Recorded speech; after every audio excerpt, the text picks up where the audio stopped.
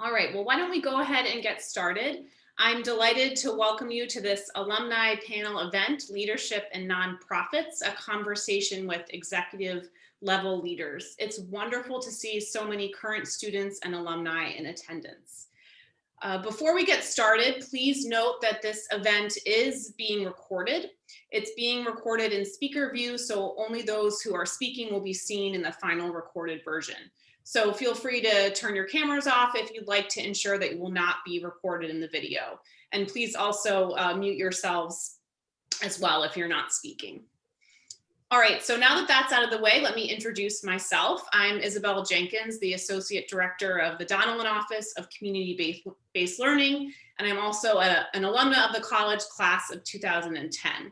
It's great to be with all of you today, and I'm so pleased that we have three fantastic alumni speakers who are going to share with you about their career journeys and their work in executive level leadership in the nonprofit sector. We also have two students facilitating the panel, community-based learning Sarah Ayers and peer career assistant Adriana Coder. I'm going to turn the event over to them in a minute and they will introduce our alumni speakers to you. And before that, I just want to say a couple of words about this panel event and where it came from. So first, the Donnellan office is co-sponsoring this event with the Center for Career Development and the Office of Alumni Relations. And I thank Ben Cannon, one of Career Development's Associate Directors, and Maura Sweeney, who's the Director of Alumni Career and Professional Development, for their co-planning. And you will hear from Ben and Maura at the end of the panel as they'll share more about the Center for Career Development and the Office of Alumni Relations and how they can be a resource for you, So second— Hi, can you help me out too? So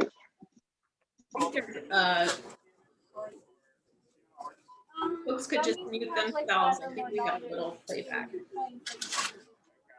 All right, keep going.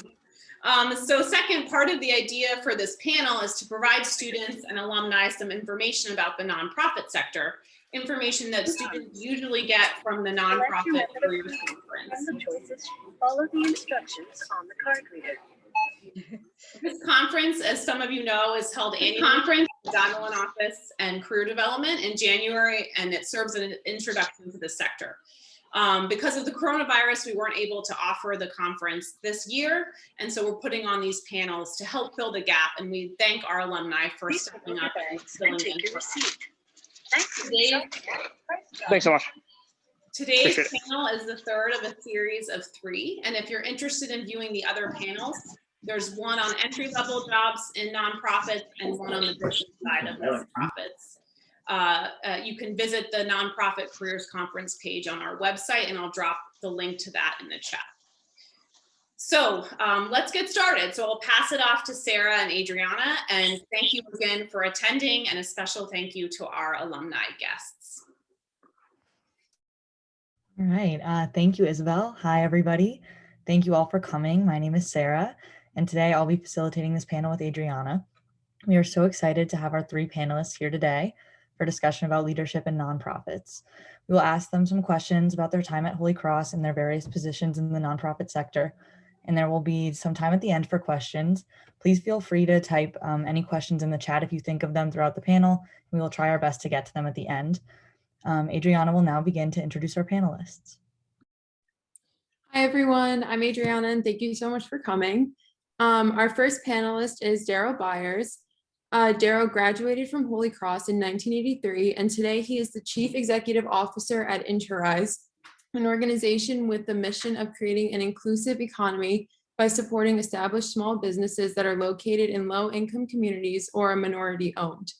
Prior to Interrise, Daryl was with Habitat for Humanity Greater San Francisco, where he was Chief Advancement Officer.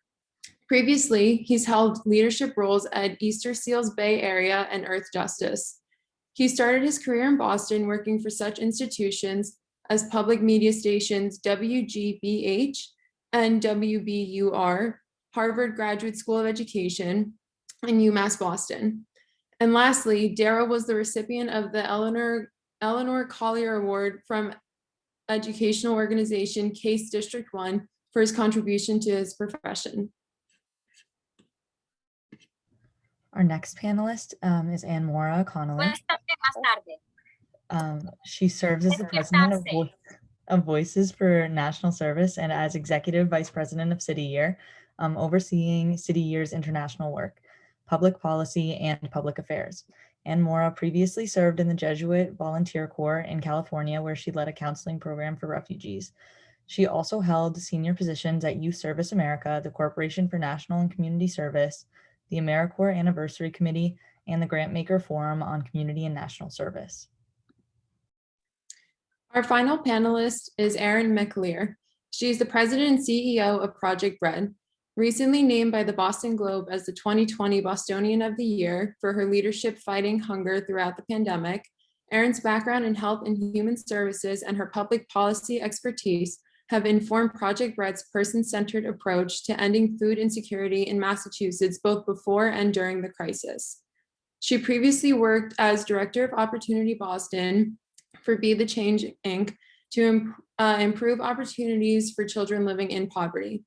Prior to that, Erin held several senior roles as a member of Governor Deval Patrick's administration, including Director of Cabinet Affairs, Legislative Director for the Executive Office of Health and Human Services, and Chief of Staff at the Department of Transitional Assistance. So now that we've met all of the panelists, we'll get started with the panel. We would love to hear from each of you regarding the first question. Building from our previous introduction, we would love to hear about your career journey from right after school to where you are now. Essentially, how did you get from Holy Cross to where you are today? Daryl, you can answer first, and then we'll hear from Ann Mora and then Erin. Yes, thank you for having me, and thank you to my fellow panelists, and congratulations on the work that you do every day. And, you know, it really, you know, I fell into nonprofit by accident. When I graduated from Holy Cross, I was unsure of what I wanted to do. Ended up working for one of the big telecommunications company in New York. Eventually made my way to Boston and started my own company doing HVAC systems, designing them and things like that. Unfortunately, the economy wasn't that nice to me at some point during the late 80s, early 90s, and I fell into nonprofits by accident. I started at WGBH in Boston. For those of you who are big Arthur and Zoom fans, 1/3 of PBS programming comes out of WGBH in Boston. And started there part-time. Just calling people saying, you gave the year before, what about giving this year? It wasn't a sweatshop, it was actually fun. And what I realized is people discussed the role that WGBH played in their everyday lives or the lives of their children. And it was only then that I began to get a feeling of what a nonprofit career really meant. This really dedication to mission. And that really what working at a nonprofit is about, really being dedicated to the mission that you're working for. And, you know, when I think about my childhood and those who made it possible for me to come to a school like Holy Cross, it all really started making sense at that point. And I knew that, you know, I could get a sales job again and just be selling widgets. But there was something about fundraising for a nonprofit that gave me a feeling of just feeling good inside, that I was contributing to the world. You know, there's literature professor, Joseph Campbell, who since passed away. He asked for a definition of a hero. And the definition of a hero to him is giving to something bigger than yourself. And that's what I do every day. I want to do something that helped continue to transform lives as I moved ahead in my career. And that's why I worked in nonprofits, why I stayed in nonprofit, and why I can't imagine doing anything else. So, and I think part of that came to me while being a student at Holy Cross, when speaking with the Jesuits. You know, I came from a Baptist background. I was raised in a Baptist church. But, you know, meeting some of the Jesuits and hearing their stories about how they marched with Dr. King, how the what it means to be, to have social justice in your mission. And those things always resonated with me and stayed with me from my time as a student to my time now as I go through business. Those lessons I learned at Holy Cross and before stay with me and help drive my career and where I want to take it and where I want to be.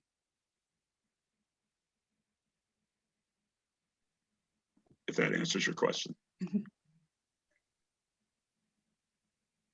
Thanks, Daryl. It's an honor to be with all of you today and to hear from Daryl, and I'm excited to hear from Aaron as well. It's a pretty direct through line from Holy Cross to where I am today. When I was getting ready to graduate, I was really unsure about what I wanted to do. I was a poli-sci major. My father had a long career in government. I didn't really think that was the path for me. And so I was sort of not quite ready to settle down in a desk job, as you will. And so I saw an ad in the campus newspaper for the Jesuit Volunteer Corps, and I went to an information session, and instantly I was intrigued by the opportunity to think about traveling to someplace I'd never lived before, to doing work with purpose. And so I wanted to sort of connect my education to the work that I was doing, and I ended up serving in a refugee center in Southern California. And I thought at the time that my sort of interest in international relations and political science would be sort of part of what would make that experience a really powerful one for me. But in the end, I actually ended up running a counseling program that focused on issues of domestic violence in the refugee community, among other things. And it was a trial by fire, totally got thrown in the deep end, was not prepared. I had one semester of psychology at Holy Cross, and there I am running a counseling program. So deep end for sure. But it was really exciting to me, and I was really passionate about the work that I did. I love the people I worked with. The folks in the center where I worked sort of took me under their wing. Almost all of them were refugees themselves. And there was just literally never a day that I showed up for my JVC assignment and was bored. It was just a constant learning experience, sometimes scary, sometimes really daunting, but I love the challenge of it. And ultimately came back to the Washington area where I grew up, and found my way to this sort of fledgling movement of folks that were working together to try to inspire the federal government to invest in national service. And so that sort of put me on a path, and I just kept thinking back to my own JVC experience and what a formative experience that was for me. And I thought, what a different world this would be if every young person had the opportunity to do a year of service. And so I've been working on that idea ever since. I've been working on it here in the US, in South Africa, in the UK. And it's still an idea that really captivates me. I believe that if we take our sort of Jesuit training and our Jesuit roots and think about service, it's really love in action. And it's just been a wonderfully rewarding career so far for me. We just had a big win. We got $1 billion for AmeriCorps in the American Rescue Plan. And so I've been working on it from a variety of different perspectives, but it all ties back to my Holy Cross experience, which led me to JVC. And that sort of put me on the path that I'm on today, and just really grateful for the opportunity. I think about my Jesuit education all the time, every day, in the work that I do. And I try to think about what being a woman for others really means in a leadership context. And hopefully we'll have a chance to talk about that too. But that's how I got from Holy Cross to where I am today. And I'm incredibly grateful for the honor of being part of this pathway. Thanks, Daryl and Amber. I always love hearing other people's journeys and how they got to where they are today. So I graduated from Holy Cross in 2002. I was a history major. I took a lot of sociology courses. I had been raised by a single mother, and we had experienced, challenging times and food insecurity when I was growing up. And I was very familiar with mental health, substance abuse issues from a personal perspective. And so going to Holy Cross was the biggest and greatest opportunity that I have ever been afforded. If I look at my career trajectory, that is, getting into Holy Cross and getting that education, but also that alumni network has been completely invaluable in my career. So I was a sophomore at Holy Cross. I was actually going to be going abroad the following year. And I had a little bit of a breakdown because I had no idea what my plans were going to be. And I felt like I'm going to be gone for a year, then I'm going to come back and I'm going to graduate, and what should I do? So career services was actually hugely instrumental. I went and I took one of those long form career service surveys, and it came back that based on my skill set and my interest, I should go into law or go into politics. And I immediately knew law was not the path for me, but I was really interested in politics. And so I actually was connected at the time with an alumni who was working for then US Senator John Kerry. And I walked into his office for an informational interview, and he offered me an internship on the spot. And that was huge. And so I spent the summer interning for US Senator John Kerry, and I got the political bug. And I have always been interested in politics because of policy change. And I have been passionate about addressing societal issues through large scale policy change. Even the issue of hunger is often addressed on an individual basis, but hunger is not actually an individual failing, it's a systemic failing. And so that is how I first got my foot in the door in politics. And from there to today, every step of the way, somebody from Holy Cross has helped me out. The following year, I got an internship in the State House for Massachusetts, working for a state senator who went to Holy Cross. His chief of staff went to Holy Cross, all the way up to working for Governor Deval Patrick. When I was his director of cabinet affairs, he had 8 cabinet members, and 2 of them were Holy Cross alumni as well. So my advice to all of you is use that alumni network. It has been really invaluable to me. I cold emailed so many alumni who were in fields that were fascinating to me. When I, was thinking about different career options, I reached out and had great conversations. Those conversations were clear, like that wasn't the path for me, but developed really strong relationships. So my career journey started in career services. So thank you to the career services people on the Zoom today. Thank you all for sharing a bit more about your personal or professional journeys and personal journeys for how you've developed your career currently. Our next question that we would appreciate if all the panelists could answer is, given that you all hold executive level leadership roles, can you talk a bit about your leadership styles? More specifically, what leadership values were instilled in you at Holy Cross that you continue to utilize today in your nonprofit work? Again, Daryl, if you would please go first, and then Anne-Mara, and finally Aaron. Sure. I think what I brought from Holy Cross was, once again, that sense of mission was very important to me. And, you cannot work for a nonprofit without being completely invested in the mission of the organization. The strive for excellence, doing your best. You really have to bring that every day to your work. I know when I was at Holy Cross as a freshman, I remember going to the session, and Professor Ireland was speaking about if you're weak in writing, why are you avoiding classes that involve writing? So I took all these classes that involved writing, turned into a history major, and was writing 15 to 20 papers a semester. That was invaluable. Still remains invaluable for me today. And I think Professor Ireland, who I never took, but he taught me how to not run away from your weaknesses, really look towards your challenges.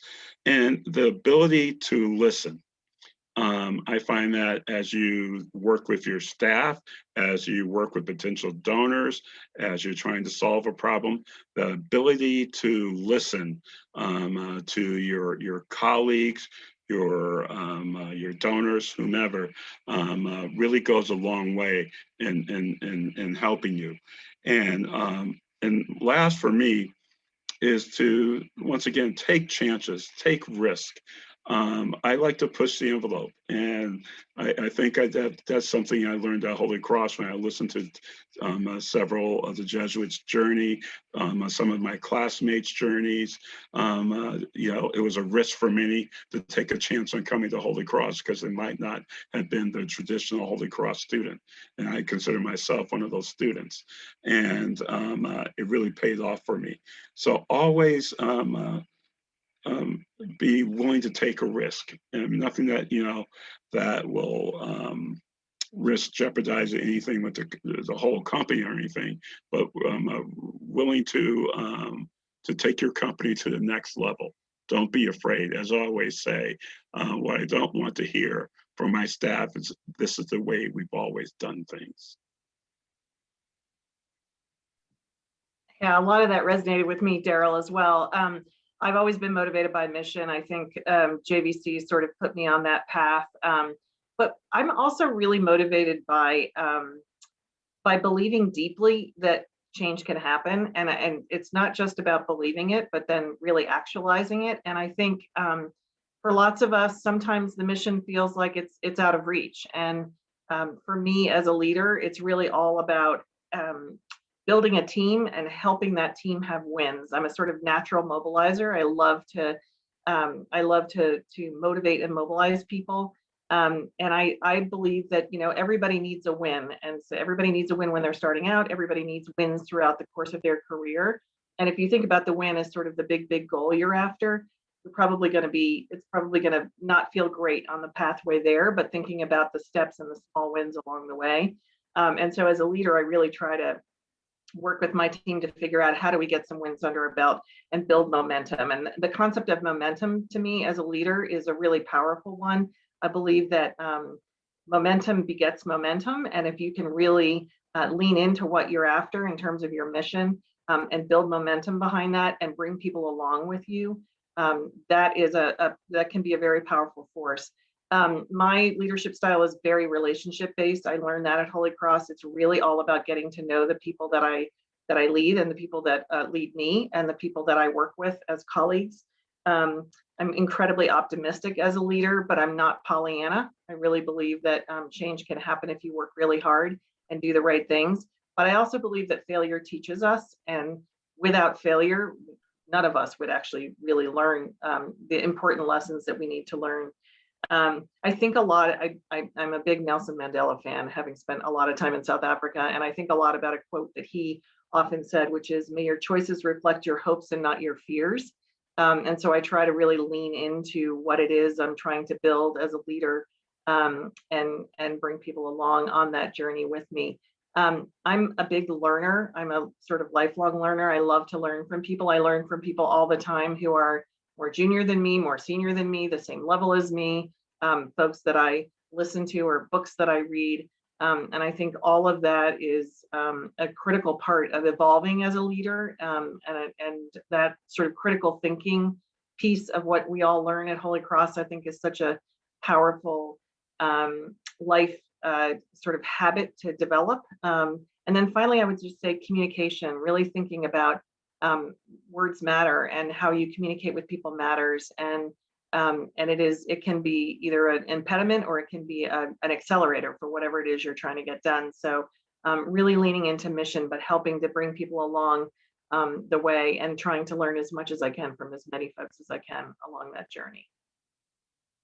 Yeah, I agree with so much of what both Daryl and Maura shared already. You know, for me from Holy Cross, there's a few things that stand out. I think one, just the rigor of the education.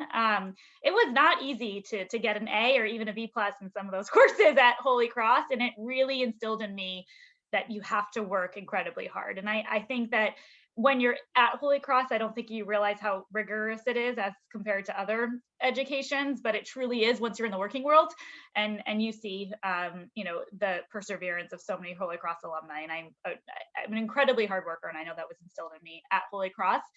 But mission and values are so critical. I think, you know, at Holy Cross, I took a lot of philosophy courses and religious education courses, and you know, Holy Cross really afforded me the opportunity to have that inquisitive mind, that questioning mind, questioning the systems, questioning injustices, having difficult conversations, and that's been critical throughout my entire career. And I think having your values at your core is really important in nonprofit work, especially in nonprofit work where you're trying to change systems, because systems are built to benefit certain institutions, certain groups, certain powers. And when you are looking to dismantle some of the systems that are in place, you need to have your values, your mission at your core, because there will be people who are upset with you. And I think at Holy Cross, just the education, both on an academic level, the rigor, but the education more around social justice and, you know, fighting for what you believe in has been really critical to me throughout my career.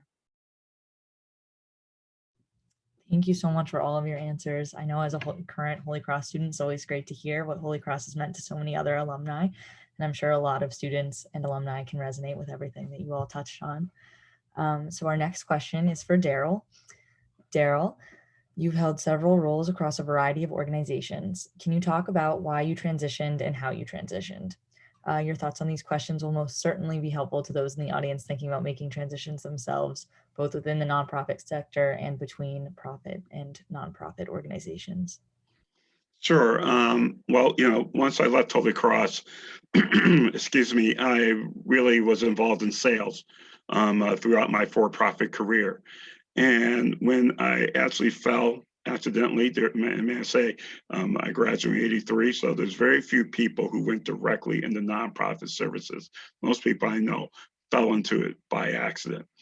And what I started doing when I looked for a position in nonprofit is what related mostly to sales, and that was fundraising.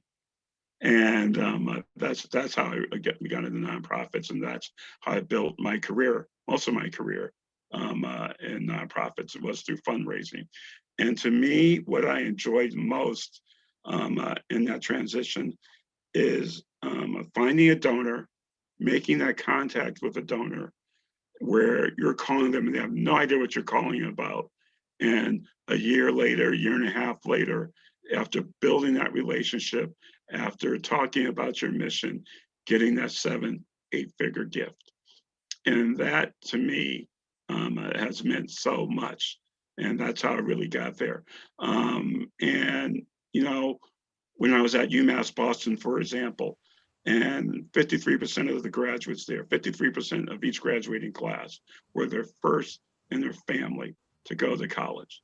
And when you see the impact of that, and when they all stand up at commencement and there's not a dry eye on stage, and you know why you became a fundraiser, why you're involved in nonprofits, and why you want to transform lives. So that's what I've been doing ever since I became involved in nonprofit. And that what attracted me was using the skills I had developed in sales, but using it to help society, to help people, to transform lives. And that means the world to me. I would say, there were times growing up where my family struggled. There were times we didn't know where we were, didn't know what we're going to have to eat next week. And there were certain agencies and the church that helped us through. And I always wanted to give back to that. So once I found that, it was easy for me to make that switch to nonprofit and stay in nonprofit for the remainder of my career. Thank you so much, Daryl. Our next question is for Ann Mora. Ann Mora, you've been at City Year for several years. How have you been able to adapt with the ever-changing environment of education? What advice might you have for folks in nonprofit work wanting to advance in their organization when pathways for advancement might not be so clear? Thanks. It's a great question. I loved what Erin said about systems, and I think we think all the time about education systems at City Year, and there's sort of a mantra that we use, which is students first, collaboration always, because none of us are going to solve this by ourselves, and students deserve our very best.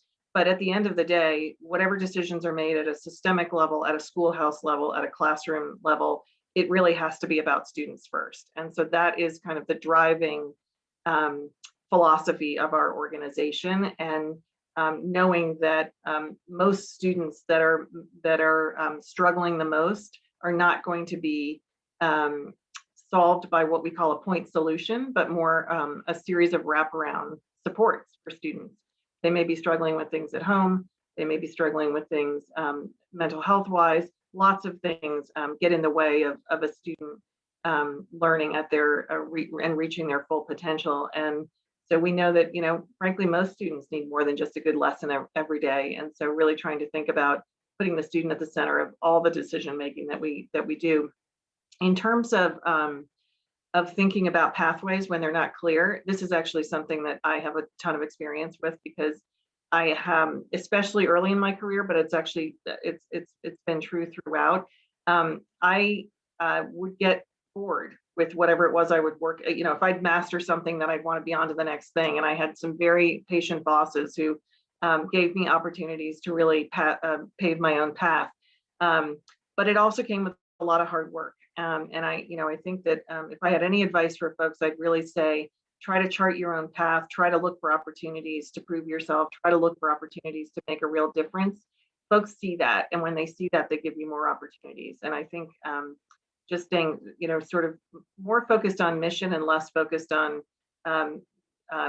hierarchy or salary or sort of what's my next big step. I think the more that you accomplish from a substantive perspective, the more that folks see the potential and the more that folks will give you opportunities.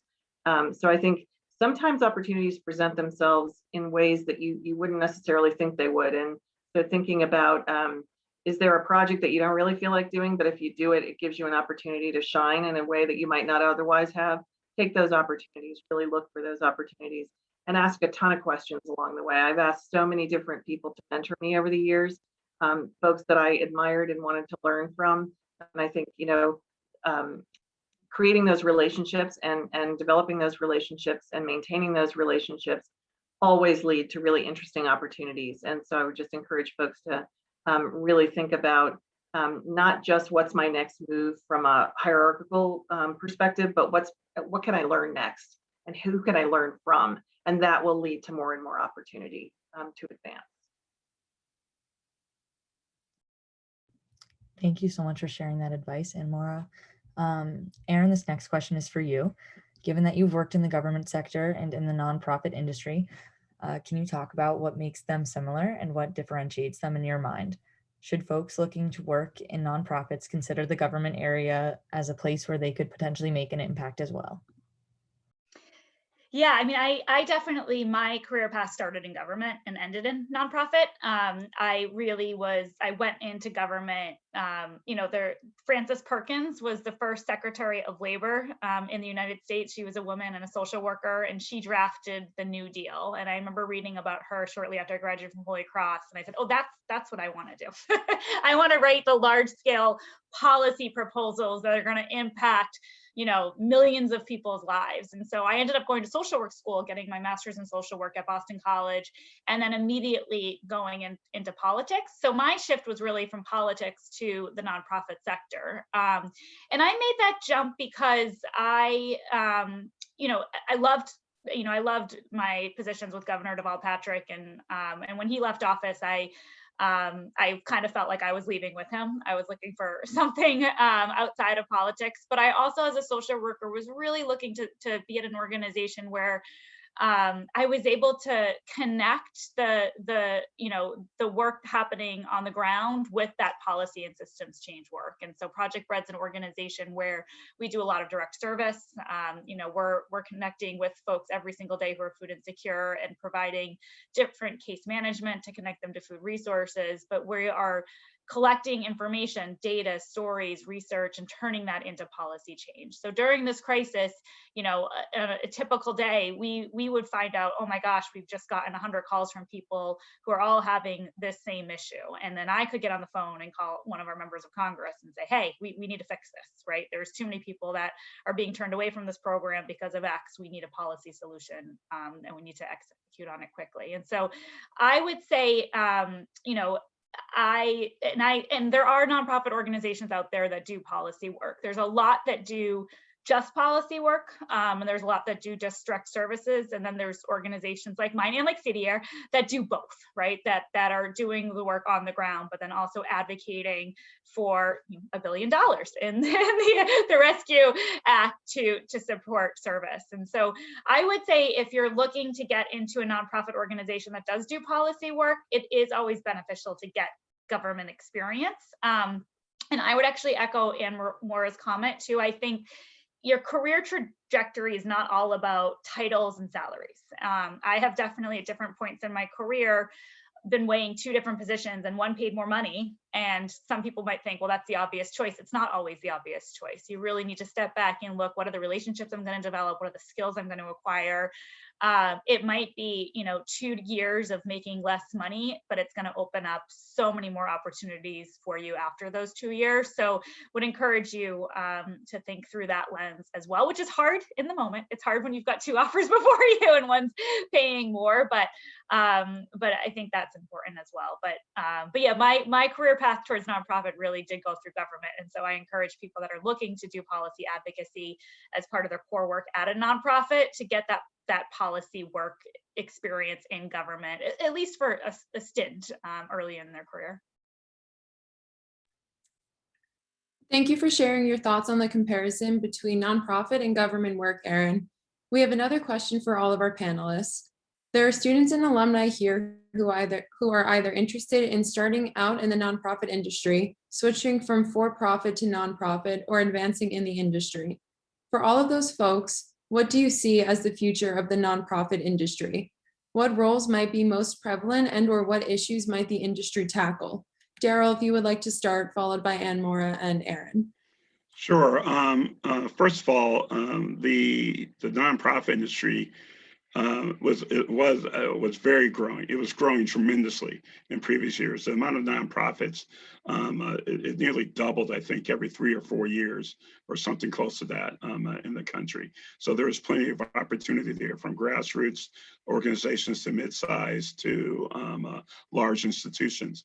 It'd be interesting to see what COVID has meant for this, because I know there's a lot of nonprofits that are just barely hanging on at this time. You're starting to see some nonprofits actually merge and come together because they want to continue to serve their constituency. But it's a tremendous field. First of all, I think anyone who wants to go from the for-profit to the nonprofit world, first volunteer, whether that be hands-on volunteering or get on a board and find out what's involved in that nonprofit. I think too many people try to move into the nonprofit area. They're quite welcome, but not knowing what to expect in dealing with a nonprofit. So you want to make sure that this is really what you want to do. Erin mentioned earlier about the salary. I mean, you're going to find your counterparts in the for-profit world probably are making a lot more than you, but it's a very comfortable living in the nonprofit world. So be rest assured. So volunteering and hands-on experience and board experience are ways to get more and more involved. And the one thing about board experience, it really gives you every aspect involved in running a nonprofit, from the management and governance to fundraising and the financial perspective. So it really gives you great insight before you make that move. I think the next year in nonprofits should be interesting. One thing I know is for the jobs that we have open, might be interesting hearing from Erin and Ann Mora, but we are now getting tons of resume. It is becoming, what was already a competitive field has become much more competitive. But what we lean towards for those applicants are the ones who have some type of experience, because one, they're demonstrating their love of mission by volunteering or by serving on a board. So that's how you set yourself apart if you're going to go into a nonprofit. And it's changing. I mean, when I started a nonprofit in the early 90s, it was almost seen as a hobby. But now it's very competitive. It's very real, and people are more and more people are coming to it every day. Yeah, I agree with that. A couple thoughts from me. One, for students, consider doing a year of service. This is an obvious thing for me to say, but it really is a great opportunity to try out the nonprofit world. You can serve through the Jesuit Volunteer Corps. You can serve through AmeriCorps. I'm going to date myself with this analogy, but as I like to say, if you have an interest or something that you really care about, a cause you really care about, there's an app for that. There's a national service program for that. There are some incredible ones working on hunger relief, education, of course, housing insecurity, all different types of issues. So if you care about climate, if you care about what's happening in terms of poverty. It's a really good way to sort of get your boots on the ground and really get proximate to the problems. And I totally agree with Erin that I would highly recommend, if you have an interest in policy, to do an internship on Capitol Hill, to find yourself a spot in government. It's a really good education. But I also think that the sort of direct service boots on the ground experience you get through serving with either JVC or AmeriCorps really just gives you an incredible perspective. We have a lot of folks that serve through City Year that think they may want to become teachers, and a lot of them actually do end up becoming teachers, but some of them actually spend a year working in a high need public school, and they realize, you know what, this isn't really for me. So it's a really good way to sort of get your feet wet and get exposed to what's out there. In terms of the trends in the nonprofit sector, I actually think the last couple of years have been sort of a seismic shift. I think we're going to see a lot more around systems change. I think folks are, with the racial reckoning, with the things that have become either bigger problems because of COVID or are now visible to people because of COVID, including things like food insecurity.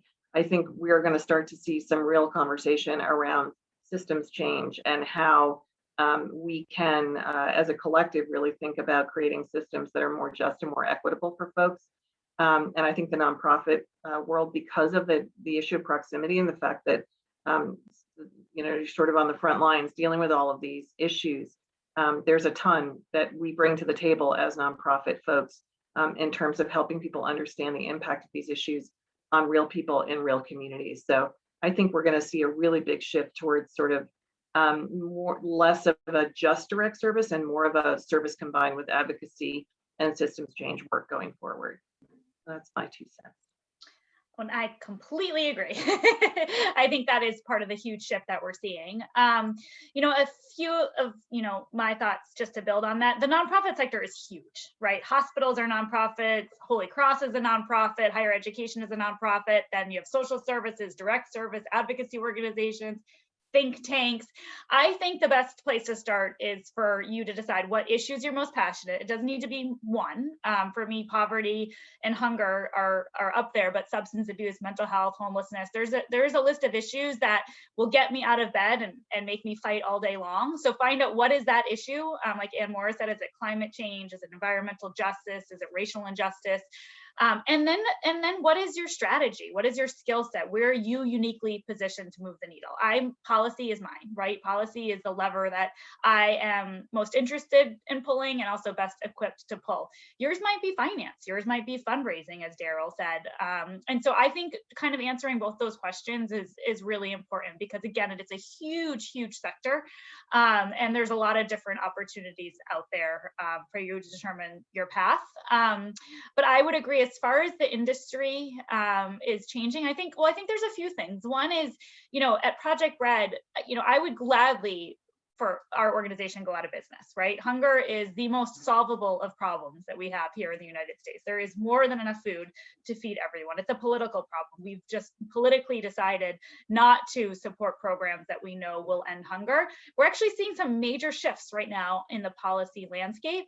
So I think that the shift is going to be more towards systems change, really start questioning, what role should the nonprofit sector be playing? I think I'll share something and maybe controversial, so I'd love if others feel different. I think the growth of the nonprofit sector has actually been a little problematic because I think our society has begun to rely on the nonprofit sector to fill core programs that government frankly should. I mean, during this crisis, there was just, an assumption that food pantries across this country could feed people who are hungry, when we were seeing rates of food insecurity that were just astronomical. And charity alone isn't, Daryl can be like the greatest fundraiser in the world, and I'm sure he is, but charity was not equipped to handle the scale of this crisis.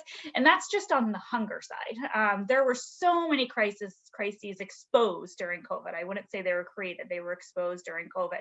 So I think the growth of the sector has been somewhat problematic because I think our government has started to say, well, we can just rely on the nonprofits to do it, which is why I agree with Ann Mora. I think the shift is going to start to be systems change. I think where Project Bread is best equipped is to be a catalyst for change. We can pilot programs where right now we're piloting a healthcare program where we feel strongly that health insurance companies should take over. This is not a role that nonprofits can do. We can pilot programs that government should take to scale.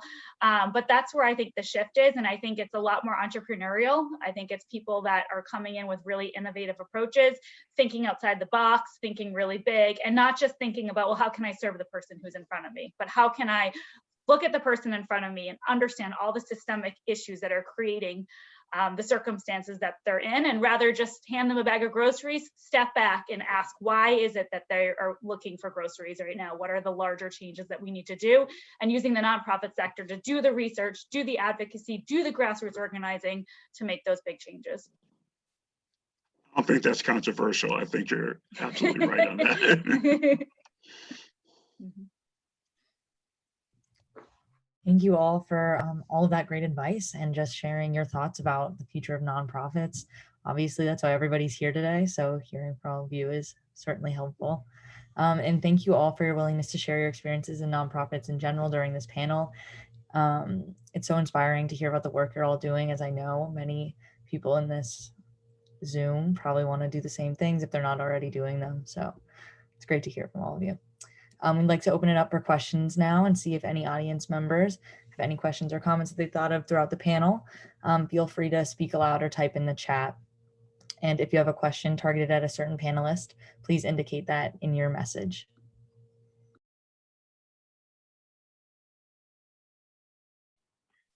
I think I'd just like to make a comment about networking that each of you have talked about in terms of accessing your Holy Cross contacts.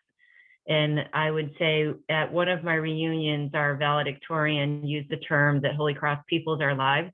And I have come back to that quite a few times because it really made an impact on me. And what I would suggest is that any of us who have been working for a long time always respond when someone from Holy Cross reaches out to us.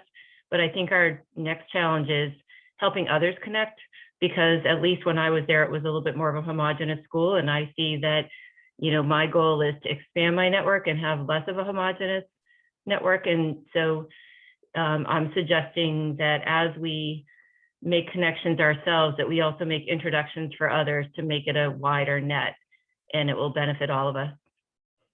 So maybe you could just talk a little bit about ways that you see that you've been successful in networking and creating a more diverse contact list.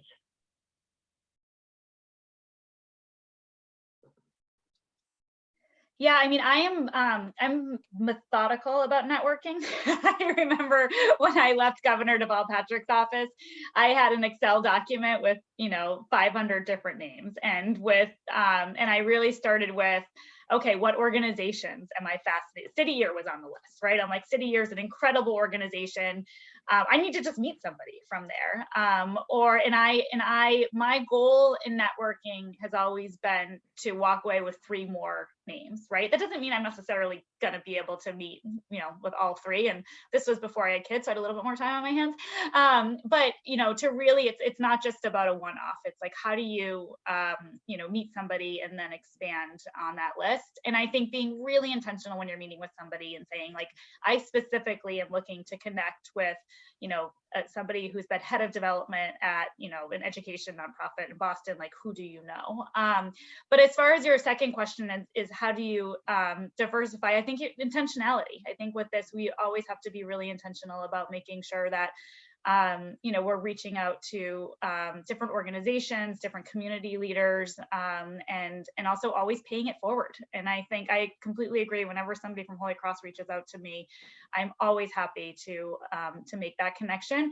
But I also don't do it just for Holy Cross. And I think that's another key. I mentor young women through Noonan Scholars. I'm often connected with individuals who are facing food insecurity who reach out to me and ask for career advice.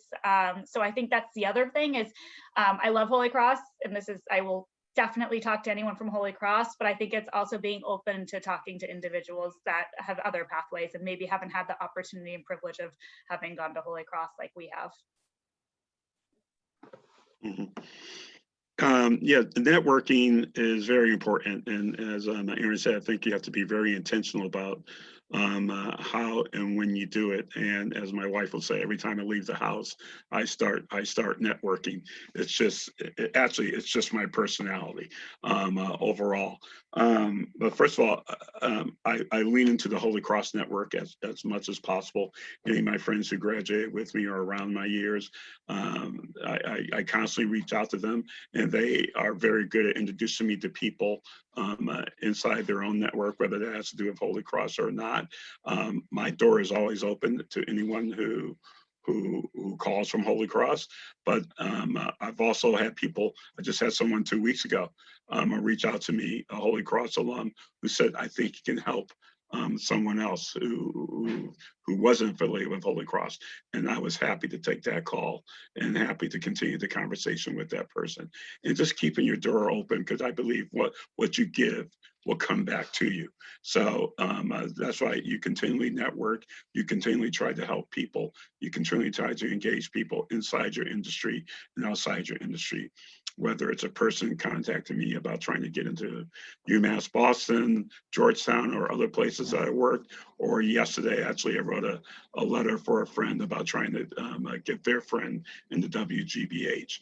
So it's really just always paying back, or paying forward, if you will, what's been given to me over the years. Couldn't agree more with both Aaron and Daryl. And I would just add that I think, we're at a time in this country where we need to listen to each other, and we need to seek understanding, and we need to learn from each other.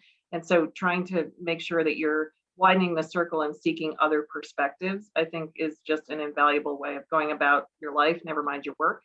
And as is true of the other two, I am doors always open for Holy Cross folks, but not just Holy Cross folks. I love to meet with young people that are just starting out. I love to meet with people who are sort of mid-career. I just think I always learn a ton. It's not just about helping the other person. It's really also helpful to me to learn about what folks are doing. And so just would encourage folks to as Linda said, just, widen the circle as much as you can.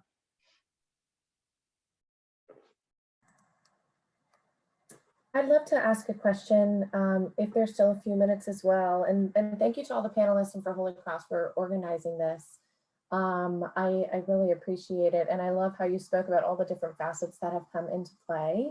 I work for the Leukemia and Lymphoma Society, and over the past couple of nonprofit organizations I've been involved with, I learned a lot about my own priority for work-life balance. And I think oftentimes with very mission-focused organizations, it's hard not to take your work home with you sometimes for the people that you're serving. So I'd be curious to hear from any or all of the panelists, your comments and thoughts on work-life balance and how you prioritize that in your work. I'm probably the wrong person to ask.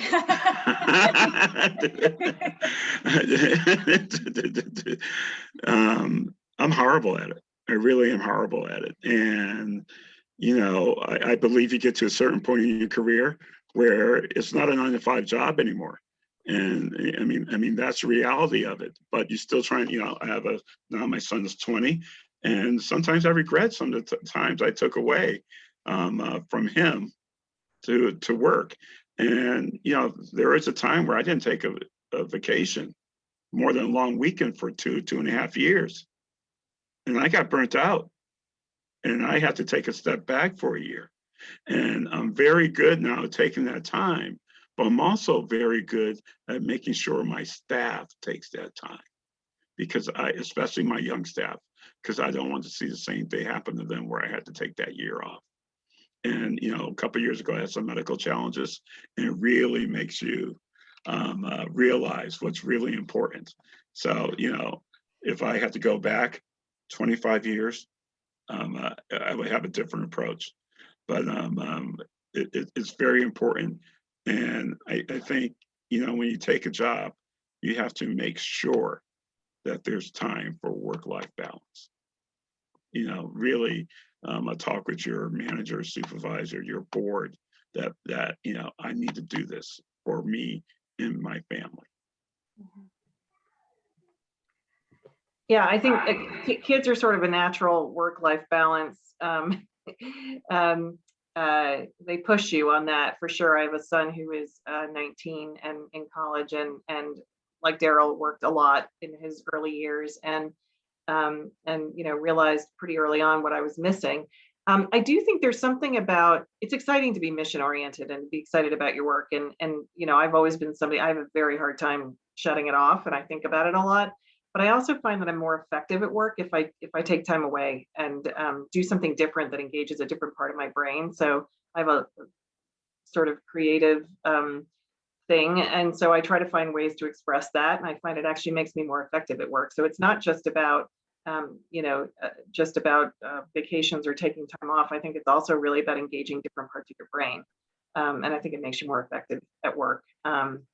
But I am lucky in that, I love what I do. I've always loved what I've done, and I haven't loved every minute of every day, but it's been for me, definitely a labor of love all these years. But really trying to find a way to be your whole self, I think, is critically important to be an effective leader. Yeah, I would agree. I think like Daryl, I'm probably not always the best at this. I think I've had jobs when I worked for Governor Patrick. I would be on calls at 2 a.m. if there was a snowstorm, trying to decide if like the state was going to be shut down or not. And it was part of the job. Like it was just part of it. So I think take those jobs when you have the energy. You don't, you're not like me who wants to go to bed at 8:30 at night now. So there are going to be probably moments in your career where you'll have those high intensity jobs, especially if you're interested in politics and government. So take them when you have the capacity, and make sure they're short stints. But now as a nonprofit executive, I think, just like Daryl said, for me, it's about modeling the behavior, right? And I think that's really, really critically important. My work never ends, right? I could work all the time because there is so much that needs to get done. And I think, as Ann Morris said, when you're mission driven, you really want to just keep working because you want to, keep doing the job. But what I've realized is I completely agree. Productivity is better when people take time off, when they are able to enjoy their family, when they're able to exercise, when they're able to go on vacations, when they're able to just eat lunch at anywhere besides their computer. And so for me as a nonprofit leader, I need to model that, because if I don't do it, nobody does. And that's one thing I've learned really quickly. Even during COVID, people weren't taking time off because I had so many conversations where people said, well, I want to wait till I can go lie on a beach somewhere in the Caribbean. I said, well, that's not happening. So why don't we read a book in the backyard? And we're all going to take a week off this summer and just sit in our backyards and read a book. And I had to do it too. I couldn't just say it and not walk the walk as well. Well, we are up at our time here, so I want to jump in and please everyone join me in thanking Erin and Maura and Daryl for their thoughts tonight. I'll give you the round of applause and the Zoom emoji thank yous. So really appreciate the conversation. I know that I took a lot from this. So again, thank you one more time to our fantastic panelists for being here and for all these awesome questions. Also, big thank you to Sarah and Adriana for facilitating our panel as well. And Sarah especially, who facilitated all three. So nice job, Sarah. And then finally, a big thank you to everyone who came here tonight, but also who came to our other two panels. As I'm sure everyone knows, we normally do or maybe folks don't know, we normally do an in-person nonprofit careers conference, and this was our pandemic version of that. And we want to thank everybody, whether you came to all three or whether you came to one. This was a bit of an experiment, so thank you to everybody for making this a big success. So just to wrap up, I want to let everyone know that the CCD is here to support folks with their career development moving forward, no matter where you are in the process, whether it's with documents, with interviews, with networking support, or other support that you need in your career development. Just let us know, and we're happy to help. And I know that Maura wanted to say a couple words about the alumni work that she does as well. Thank you, Ben, and thanks, Ben and Isabel, for looping me in for this last panel. It has been fabulous to hear from you, Daryl and Maura and Erin. Thank you very much. I'm Maura Sweeney. I run Alumni Career Development, Alumni Career and Professional Development with a slight rebrand. I'm here to help support the Alumni Career and Professional Development for life. So wherever the career development Center for Career Development leans off, I pick up to work with our alums. So any question, big or small, resume, cover letter, networking, as people have talked about today, feel free to reach out and I'm happy to connect you with fellow alums, answer your questions, make sure that you're supported in your career development. Thanks, everyone. Thank you, Maura. Isabel, anything else that you want to say for the group or? No, just again, a huge thank you. Great work, Sarah and Adriana. I'll also say that Sarah and Adriana came up with all of our questions as well. So they facilitated and helped create this conversation. So a huge thank you and just wonderful pieces of advice and insights from Aaron and Maura and Daryl. So a huge thanks. And again, I dropped the link in the chat to the page that has the recordings from our other panels as well. So feel free to check them out. And on behalf of the Donnellan office, we're just really grateful for this experience and this conversation and the ability to recreate the Nonprofit Careers Conference in this virtual world and bring lots more people in than we normally would. So some silver linings there. So thank you, everyone, and have a great evening. Have a great Thank evening. you.